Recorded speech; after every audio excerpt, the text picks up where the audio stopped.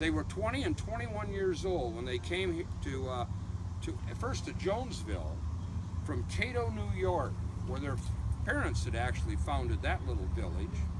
And they eventually moved to where the fairgrounds is today. And Chauncey Ferris was the first postmaster in the city of Hillsdale. Kind of interesting because these two guys continued to develop the town. They're the ones that made the first plat, organized the town, and today they're both buried. They're in their families side by side at Oak Grove Cemetery.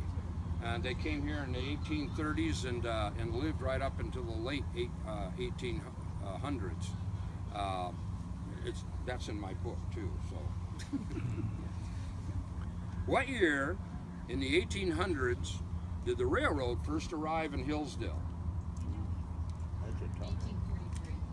That's right, 1843. There weren't a whole lot of railroad lines anywhere in the country in 1843. The railroad was basically a technological innovation that changed this nation incredibly. I mean, it just opened up for all sorts of settlement that hadn't existed before the railroad. And it came to Hillsdale in 1843. And actually, the tracks are made out of wood with a little strip of steel laid on top of them. And quite often, like going up the hills and down the dales here, so they had to get out and push the engine. But after a while, we got a busy airport these days, I'll tell you. No jets though. Huh? No jets though. Yeah. Well, from time to time, we got a lot of jets. Not right now. But about commencement time. Yes.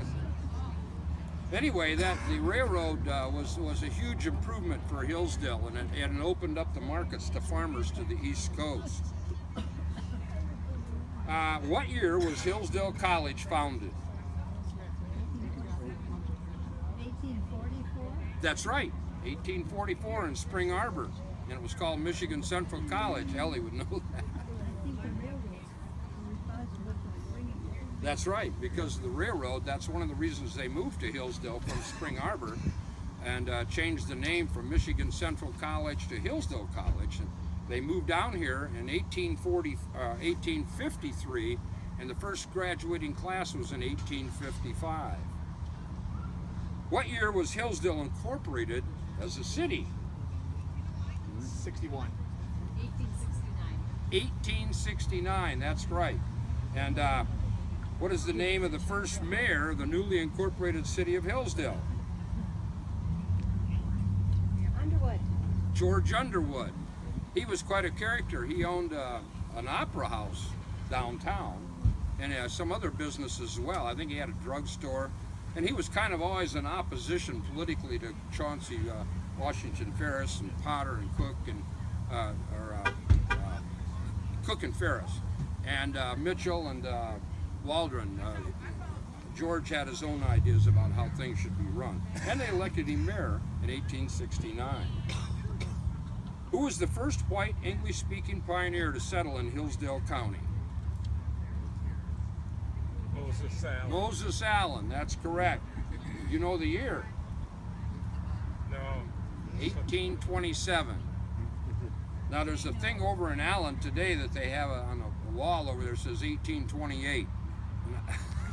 But the guy that painted that on there years and years and years ago, he refused to change it, so it still says 1828.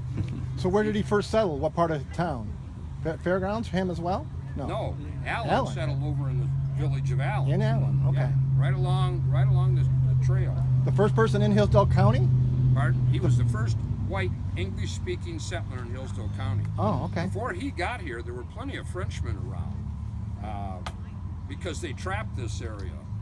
It was a wonderful trapping area for skins because there was so much game in this county. Name the factory that endured a workers' strike, causing then Governor Romney to order martial law in Hillsdale. Essex. Essex Wire, very good, Christine. That's right.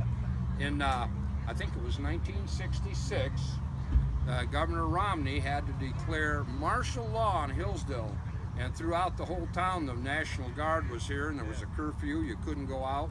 And yes, Liz. 64. I graduated- 64. You might be right. Yeah. Graduated that year, and Yeah. the militia lined the sidewalk where we wanted to have our graduation because Yeah. it was a threat. Yeah, 64. Really? I wasn't here during that period of time. Actually, I was living in Well, actually, during that period of time, I was in the Marine Corps. And then I stayed in California for many, many years. But that strike is one of many, many, many events that has gained national news attention, media attention for Hillsdale. In fact, in my research, I've never found any town of the size of Hillsdale, or even Jackson or Adrian or Coldwater, has had as much national media attention as Hillsdale County, Michigan. And I bet you could name right off the top of your head at least 2 or 3 things that have happened here that has gained national media attention. Oh yeah, well that's a huge one right there. That's where the term swamp gas began right here in Michigan. Now, a lot of you will remember this. And in what year did a terrible tornado rip through Hillsdale County, destroying many homes in the Bobby's Lake area? 1965, yeah?